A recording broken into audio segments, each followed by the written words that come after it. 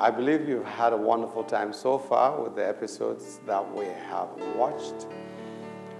Today, we want to continue in this episode with times and seasons, but particularly focusing on the times and seasons of the eagle, understanding the seasons of the eagle. This is because at the end of the day, primarily it is understanding the season that we're in. Prophetically, for those of you that believe in the Lord Jesus Christ, the prophecy that God gave for 2020 is the fact that it's going to be the year of the eagle, and the season 2020 to 2023, latest 2024, will be the season of the eagle in the decade of the four living creatures. Having said that, we now try to understand exactly what we're talking about here. And we realize that one clear thing he said was there was the need for us to allow God to build for us, because the manufacturer is the best person to tell you how he wants a product to operate. So for God as a person, he had the way he wanted our lives to operate. And that's why when man decided to ignore God and run his own life the way he wants, he's ended up with all kinds of challenges, having to deal with the seasons where you have viruses, viral infections, and all of that. Well, it is important that as we talk about the seasons of the eagle, understanding the seasons of the eagle, that you know that you have the nesting season. And some of the nests have been as big as, 9.5 feet in diameter, but 20 feet deep. That's one of the nests they discovered for the bald eagle in the United States of America. That's the largest so far discovered by man. And you also have the egg-laying season, where it is actually going to incubate and all of that. And then you have the season for raising the young, and then you have another season, which is a molting season. I will zero into the molting season for this particular period and this episode.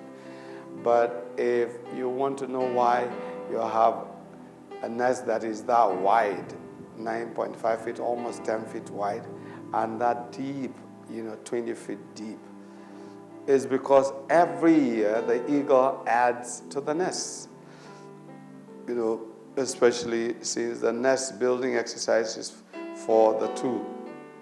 That is the male and the female mates that are, building that nest and take care of the young together and all of that. They have division of labor, but that's not our focus for this particular broadcast. What we are going to focus on, like I said, is the molting period. Because they that wait upon the Lord, for those of you that read the Bible, you will notice that Isaiah chapter 40, verse 31 says, they that wait upon the Lord shall renew their strength. They'll mount up with wings as eagles. They'll run and not be weary. They'll walk and not faint. Now, if you talk about waiting upon the Lord, you're talking about ensuring that you give God his rightful place so he can speak to you about what he wants done, when, where, how, with whom.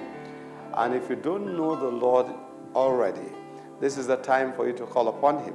Because in this season, you have a situation where even coronavirus, which is just one of many types of viruses, is really bitten people. They are at their wits' end in different parts of the world, where you have nations and their leaders, especially, national leaders, asking questions like, what do? We've done everything we know how, but this thing, we've not been able to bring it under control. So look up to God, like the Italian Prime Minister had to say, look up to the sky and call upon your God, because he is the only one that can help us out. We've had nations both in the United States of America, you're talking about the Americas, and Europe. We've had people also in Africa, national leaders, call for times of prayer and fasting, declaring a day of national prayer and fasting for dealing with this pandemic, which the WHO has already, declared a pandemic worldwide. Now, we do know that at this time, we have lockdown, we have shut-ins and all that. Could it be that this is a time that God wants you to spend more time with Him, to dig deeper, to make a lot of room to know Him, to increase your intimacy with Him, to know more of His Word? Because this is a time you really need to spend to hear Him concerning His original manual for your life. For those that have watched the first 2 episodes, you would realize that we were very scientific, but very practical at the same time, down to earth. To say, okay, look, you're talking of viruses, what are they all about? And then immunity, what is it that you need to boost your immune system and all that? And what are the products that might be available and all that? Because we were not marketing anything. That's why we didn't go into what some of our people have. But I would just say, since we're talking about, the molting period for the eagle, it is important for you as a person to say, okay, molting, what is it about? I end up going to really take time to get rid of the old so I can have the new. It's almost like a time of resurrection, a time for you to really get to have a new lease of life. And that's why he says, they that wait upon the Lord. Who are we waiting upon? We're waiting upon the one who is a life giver. We're waiting upon the one who is the giver and the sustainer of the breath of life in our nostrils. We are waiting upon the one who is the man of war. We're waiting upon the one who is actually a covenant keeper. That's why, if you ask me, this is the time for families, while you're shut in, while you're locking down, in your homes, to get closer to each other, to get to a place where you have so much love being rekindled between husband and wife, between parents and children, between siblings, and they're looking for ways of really helping each other. These are some of the questions you need to ask. How can I help this one become better? That by the time we return to work, by the time we return to normal life, by the time we return to normal activities, I would have a better sibling. I will have a better spouse. I will have a better, not for me, but one that has been helped, because the person is more confident, more empowered, more into what it should be. So these are the things we need to look at, because they that wait upon the Lord shall renew their strength. Waiting upon the Lord will include not only receiving direct inspiration from God, direct instructions from God, direct, specific commands from the Lord, direct words from God in terms of what normally people would talk about, the rhema, for those of you that know about a specific word for a specific point in time that God wants you to have. Not only that, but also being able to receive fresh inspiration from, our thinking. You need to set aside time to think this time. Don't use all the time just talking to your siblings, to your family members, to your friends on the phone. No, set aside time just to think, to be with yourself and God alone. Because, you've really not had that much time. And in these days of distraction, where you end up with a lot that has to do with social media, you're not able to just be quiet and listen. It's like a time of meditation, a time of listening to yourself, a time of listening to God. They that wait upon the Lord, they shall renew their strength. What are we talking about? It's exchanging your weaknesses for the strength of the Lord. At the private, personal level, it means you're going to exchange all your weaknesses, your fears, your anxieties, your panic, everything that has been wrong, including, obsessed compulsive disorder. Sometimes some people are obsessed with certain kinds of thoughts, obsessed with certain kinds of habits and all that. This will be the time to actually go back to the Lord, exchange all that for his strength, because there is no fear in love. Perfect love casts out all fears. You see that in 1 John chapter 4, verse 18. There is no fear in love at all. In fact, when you love someone, you set him or her free. When you love someone, you want to empower that person.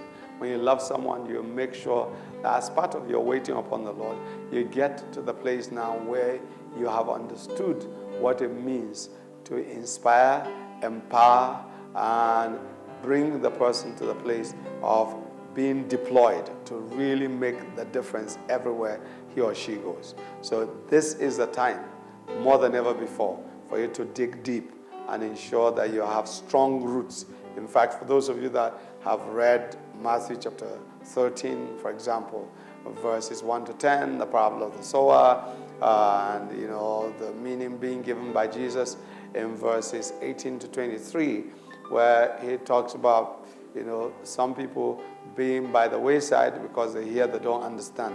This is the time to take your time and understand some of the basic principles, the basic doctrines, the basic teachings, the basic thoughts, the basic specific bodies of philosophies, principles, tenets of life that you might have been exposed to but you didn't understand. This is the time to take your time to understand, so you're not a wayside hearer. Then apart from that, he talked about those who were on shallow soil. Those who are on shallow soil are those who hear, they receive with joy, but because they have no personal revelation, they might have understood at the time that they receive it, but they have no personal revelation. It is not now personalized. It is not become indigenous to them.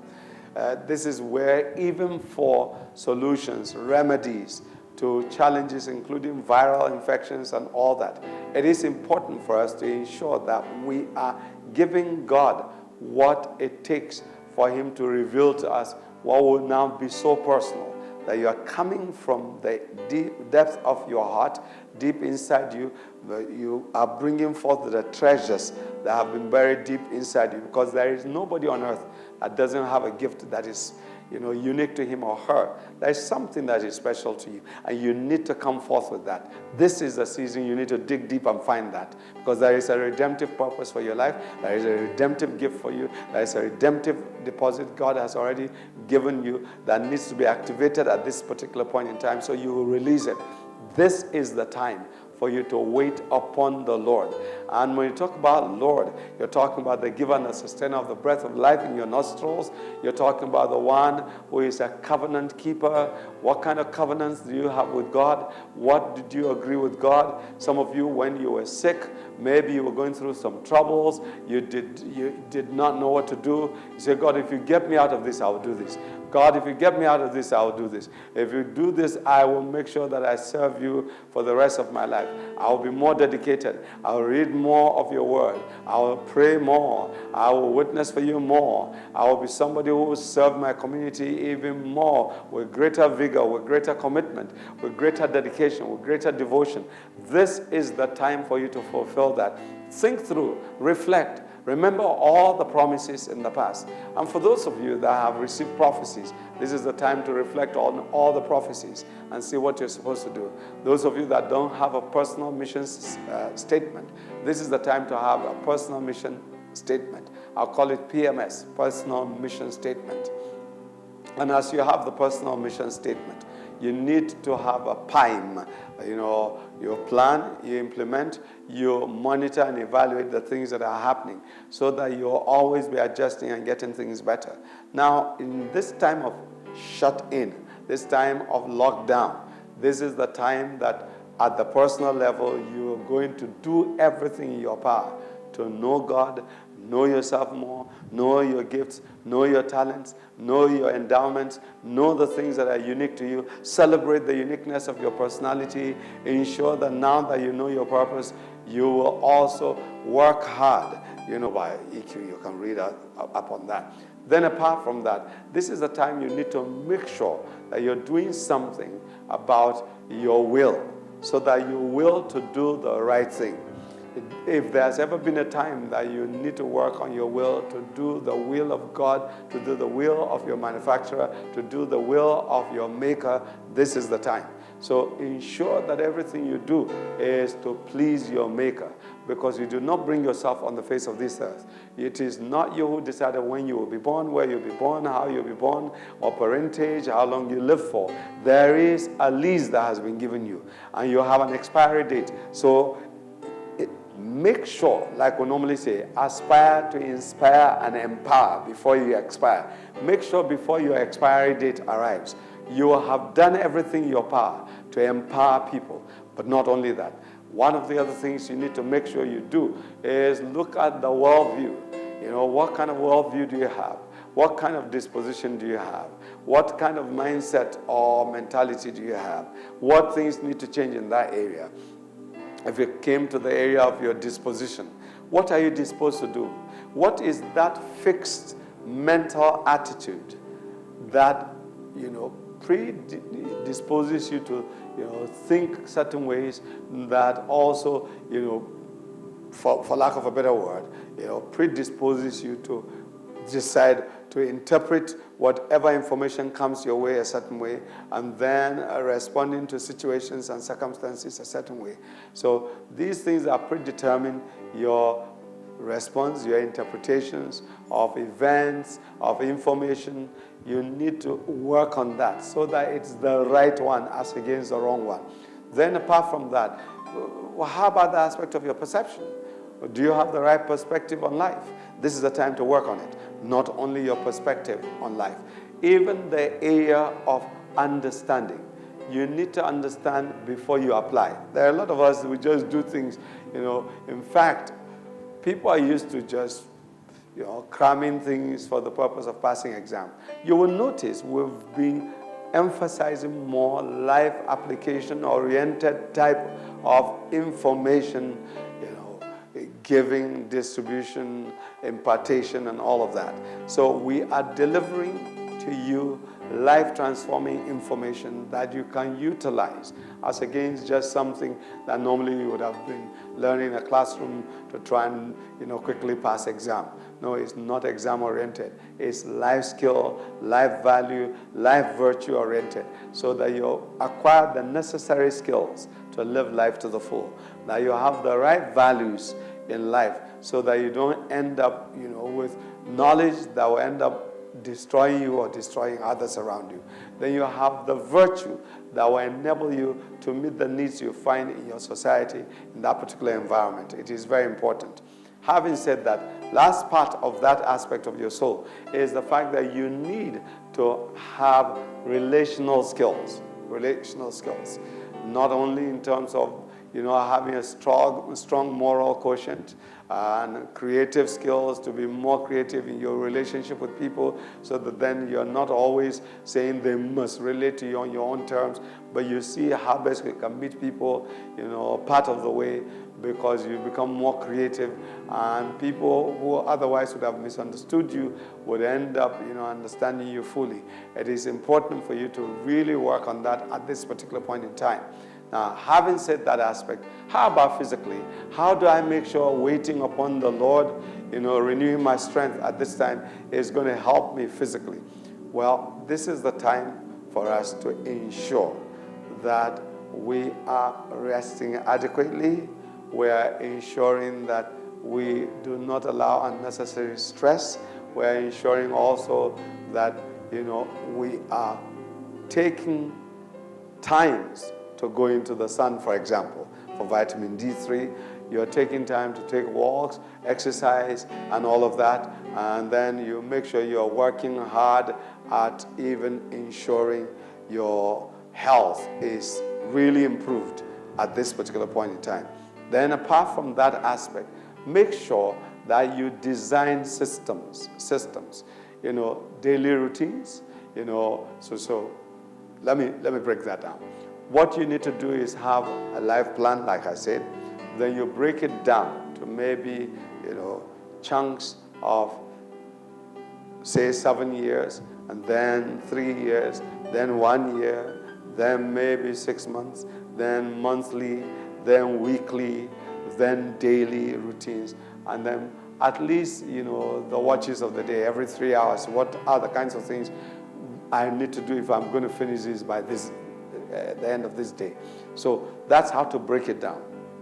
To say, okay, I want to be this by the end of the year. Well, if I'm going to get that, then what do I need to start doing? Monthly, quarterly, and all of that. By the end of each period, segment, you would then be able to evaluate. Now, what are the daily routines within the system that you develop? You will say, okay, for example, my 24-hour allocation, this number of hours will be for this number of hours will be that, and then all that. And then you go on and work on that. Having talked about the aspect of, systems development, routines, and all that, it is important for you to make sure that you have the structures that the systems are supposed to run. So many of us have structures, but we don't have systems to run the structures. But after developing the systems, you need systems operators, and we need to train. In fact, this is the time for you to design training, material for family members, for people in your organization, corporate entities, your state, your province, your region, depending on what kinds of political partition you have for your nation. Then the aspect of nationally, what are we supposed to do at this particular point in time to make sure that we'll be going forward? So it's important that all of these things are done properly. And then we should ensure also, as people that have basic understanding, that God is going to take us to new levels altogether. Let me try and round this up this way by saying that it is important for every one of us to ensure that whatever you do in life, you're doing it as unto the Lord. So service to God and to man must be at the topmost level of performance after you have planned properly during this time of molting. It goes without saying that I didn't even finish everything that has to be said about the molting period, because I'm here to talk about the regrowth of your feathers, your talons, your beak, and all of that, and how you receive, feeding at this time. That's where there is the aspect of cooperation, mutuality of, vision as to where you're going, because the mate is the one that feeds the other eagle at this particular point in time. And for those that are men and women of God, this is the time and season for unity, because this will be the one that will bring refreshing, like oil that is flowing from the head of Aaron down to his beard to the skirts of his robe. And this is also the time that will end up with the dew that comes. That is the water that, like some people will normally talk about H2O, that there is a binding force. That electron of the Lord God, let him bring us to one place now, because this season has become a leveler where everybody, rich, young, old, male, female, whatever, whichever race, everybody is saying now, we need to look up to God. It's time for you to ensure whatever you do, you are doing it for the pleasure of your Maker. In fact, do everything at this time to ensure you are found pleasing to the Lord in all points, like Jesus himself was. The Lord bless you and keep you. The Lord continue to make his face shine upon you and rise and shine, for your light has come, and the glory of the Lord is risen upon you. Though darkness covers the earth and gross darkness the peoples, the Lord has arisen over you. This is the time that it looks very dark, that you're supposed to arise and shine. I can see you shining, and this is the time that you're going to arise and become the best that the world has ever seen of you and of your kind. I have confidence in you. I know you will make it. I know you're going to be the best the world has ever seen. It doesn't matter how downhearted you have become. This is the time you're going to come forth with strength, because the Lord will strengthen you in your inner man. Remember, this is the season of arising to shine. For your light has come, and the glory of the Lord is risen upon you. The Lord bless you.